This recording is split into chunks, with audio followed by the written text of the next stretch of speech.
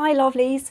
So I'm assuming if you've tuned in to watch this that either you might be one of my, regular subscribers that watch my videos and like to know where I'm at with my health, or you found it because of the title and maybe you've been told you have to have one of these done yourself, or you might have a family or friend member that has, that's been told they have to have this and would like a little bit more information and maybe the process of it. Now, if you've been told or, you have to have a liver biopsy done. Normally the process before this kind of is something along the lines, you've maybe had a CT scan or an MRI and it's just shown some abnormalities on the liver region. Okay, so we're not automatically going to jump in and think worst case scenario on this, lovelies. Basically, it can be something like a cyst on your liver. It might be completely harmless, but it's just something that they want to check out.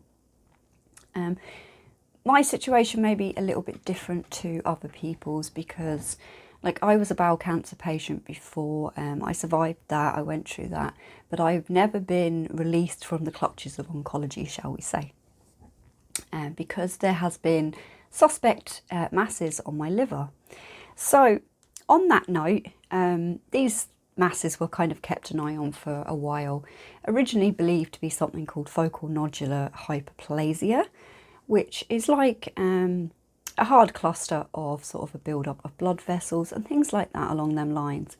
And it was there, but wasn't really a cause for much concern, but they wanted to just keep a check on it anyhow, just to see, because mine were acting a little bit odd. I'm very special in a lot of different ways, and including my body doesn't like to do what, the average body does. So, on a scan of this year, the beginning of this year, we're in 2020, depending on when you're going to be watching this video, it was picked up that one of these masses, I think there's 3 there on my liver, but one of them had grown quite a lot compared to what it had done. And it was seen as kind of, a bit of a panic situation to get me in and have the biopsy done and just find out once and for all what was going on with these things in there. So I went in the night before my biopsy was due to be done because I was in sort of like the oncology department of a big, one of the big specialist hospitals here in Ireland, which is in Dublin. And it was more so to monitor things like bloods and things like that, so they could do their own tests and things. And of course I was I was brought in the middle of the worst part of the pandemic so far, which, was fairly unnerving to say the least for me anyhow, without really not knowing what was going to happen with the biopsy. Now, I do not want to scare anybody with this video. This is, my experience with it. I do know most liver biopsy procedures are fairly straightforward. They're done within around 10 minutes, which was what I was told was going to be happening with me. Depending on what area of your liver they're going in to take a biopsy from, depends on the type of procedure you'll be having. I had what was known as kind of like an external punch in a way. So mine was done and they went in just because of where the tumour's located. They went in kind of like just underneath, just below where the centre of the breastbone is, and they went in at like an angle to get into where they needed to be. It was done through sort of like a CT scan, so they could see where the needle was going to take the little piece out, or 2 I think I ended up having in the end.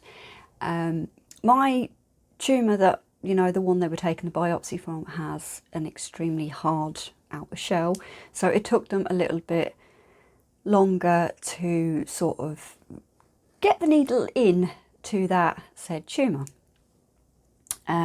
You're normally given, local anaesthetics and things like that in around the area to numb it. So the only thing you should really feel is kind of more of a pressure feeling. I don't take very well with normal local anaesthetic. So if you're somebody that has problems, maybe when you go to the dentist or something like that, and you need extra numbing and things like that, please make sure to let your anaesthetist know when you're having this done that you do, you do take extra numbing and things like that when having any sort of procedure done. I had, made mine aware of this.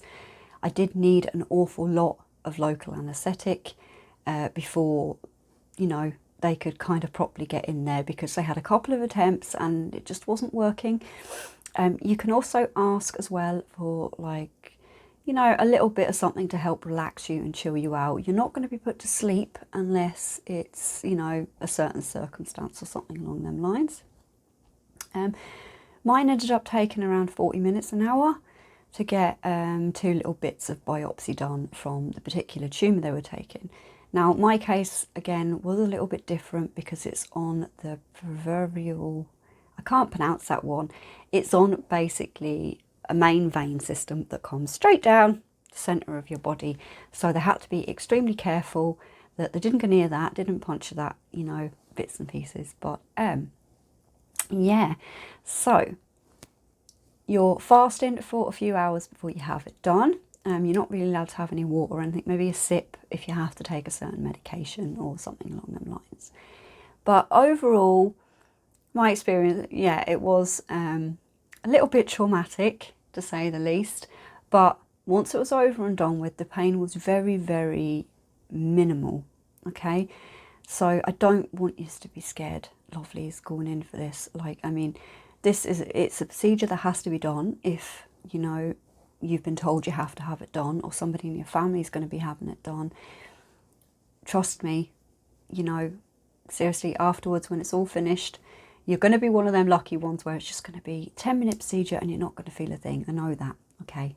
So, yep, I've got positive thinking for anybody that might be in this situation about to have it done. Afterwards, you are sore. You get brought to recovery for a little while and monitored and things like that. And then if you have been sort of admitted maybe the night before, you'll get brought back to your room. Now, you do have to stay still and be lying in a certain position for in around 4 hours. It's recommended. And you're not allowed to sort of like eat or drink or any of that kind of stuff in that time. They recommend that you try not to, if you need to go to the toilet, you go to the toilet before the procedure, all that kind of thing, because they don't want you moving for around 4 hours afterwards. So on my one, I had it done in the morning time, and by the evening time then I was told I could go home, which I thought was absolutely amazing. But I suffer, lovelies, with low blood pressure and things like that, and the shock to my system of having gone through what I'd been through and bits and pieces like that was fine. I mean, like, we're in around a 2-odd hour car drive away from where I actually lived to where the hospital was. So I was collected and brought home. I was feeling fine. I got home and I started feeling very weak, very, just not very well at all, to the point then I had a blood pressure spike drop and I blacked out and collapsed on the floor.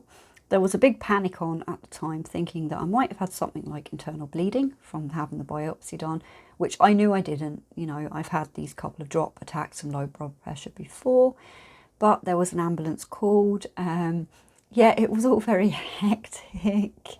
Everybody sort of like masked up still and things, because obviously, it's at the time, as I said, depends on when you're watching, but at the moment we're still at a time where we have the COVID kind of virus going on and bits and pieces like that. So I was actually in this room lying behind me on the day bed there, because I'd come in here to get something, or I'm not really sure what it was, maybe my dressing gown or something along the lines. And I'd got kind of so far, and I had to be kind of like near carried the rest of the way, and I was put onto this chair here that I'm sat on at the moment, but facing sort of like the other way. And next thing is, I remember just being screamed at, shouted at, wake up, oh God, no, what?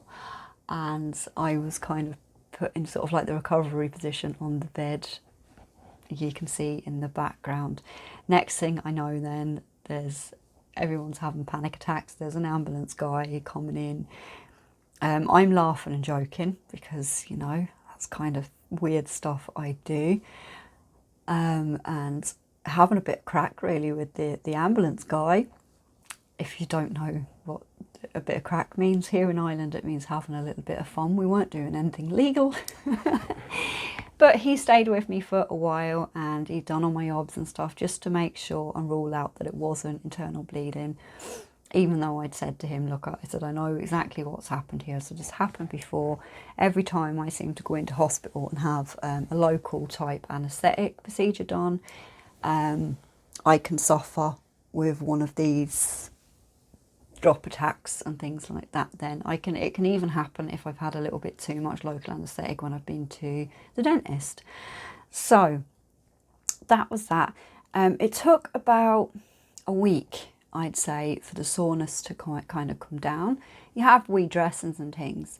Now I'm left with two tiny little, I'd say 5mm scars, quite parallel. They're very, very neat. Just sort of like in and around that region there. But to be honest, I've got that many scars sort of in and around that area now, and the whole side of one of my legs has been completely kind of, you know, had to be cut open to have a femur fixed, and scars are my trademark at this point. You know, I'm not bothered about another one or two. They tell my story, do you know? But getting back to, if you're going in for this procedure, do everything you're told to do, okay? Don't argue any points with any of the specialists. Trust me, they know what's best. They will sort you out and they will look after you. Of course, you're going to be anxious, and of course, you're going to be a little bit worried. All I can advise for that, lovelies, is just do your best to stay positive, and, you know, think on the best case scenario. We'd never ever think worst case scenario. If you've been here before, you will know that. I don't know how I do it sometimes, to be honest, where I continue to smile, I continue to laugh, I have that sense of humour that gets me through things, where I can see a funny side of something, or I can see the positive side of it, and that just helps me. And, you know, you might not be feeling like it or anything like that, but if you do have something that makes you feel a little bit better, maybe it's, I don't know, reading or watching a comedy, or, do you know, anything that you're able to manage that kind of, you know, makes you feel a little bit better in yourself, then do that. You know, if you can find something, I don't know, if you might be watching cat videos on YouTube or funny animal things, do that. Right, just make sure that you're keeping your mind occupied and things like that. It'll be, you know, trust me, you'll be one of them ones that you're a simple procedure, you're in and out, you're home, and, you know, within a couple of hours you've near forgot about it, apart from the bit of, you know, discomfort you're suffering just from having. Well, suffering's not the word, it wasn't that bad, you know, the pain afterwards and things like that. So just, you have to be mindful afterwards. You're not allowed to lift anything too heavy for the first little while. You will get all your instructions and things like that from your healthcare providers, and it's going to be different for absolutely everybody. You know, every circumstance, every person, you know, things happen differently, and dependent on the way that your body deals with things as well, you know. But on that score, lovely, I'm going to wish you all well. If this is something that you're about to undergo, or somebody else you know, look after yourself or look after the other person, depending on your situation. And I wish you every luck and, you know, blessing that I can think of to make sure that, you know, you stay positive throughout, and no matter what the results are at the end or what it's for or anything like that, the outcome's going to be good. So that is what I'm sending to you now here today. And I really, really hope that you're all well, you're all coping, and it'll be fine. You just need to stay positive, okay? Now, stay safe, you know, be kind still. I know you're going through a lot, and it can be very, very easy to snap, whether you're going through it yourself or whether you're a family or friend. You know, if you have got somebody and you're looking after somebody else maybe, or you're close to somebody else that's about to go through it, please be patient with them, because they are going to be stressed, they are going to be a bit anxious, and they're probably going to be a little bit snappy too. I was a little bit like a piranha, if I'm honest. But I was a piranha one minute and it was a bit like a Jekyll and Hyde situation. And then it was, huh? And then I'd be taking, you know, I'd be taking the mickey out of something or something along them lines, because that's just who I am. Lovelies, take care, stay safe, okay, and stay positive, right? That's all I can say on this. If you do have any further questions or anything like that, there is an email below in the drop down description, and you can press down that and follow. You can send me an email, sorry, over at that, or you can send me a private DM over on Instagram at 100linds. So all them details and things like that will be down below. Put a comment even if you want to down below this video. There might be other people that your comment might help. So on that score, lovelies, I'm going to go, and I shall speak to you, all of you, very soon that tune back in, maybe just for health videos very soon, but I really hope that you don't need to. Okay, so bye for now, lovelies, and take care.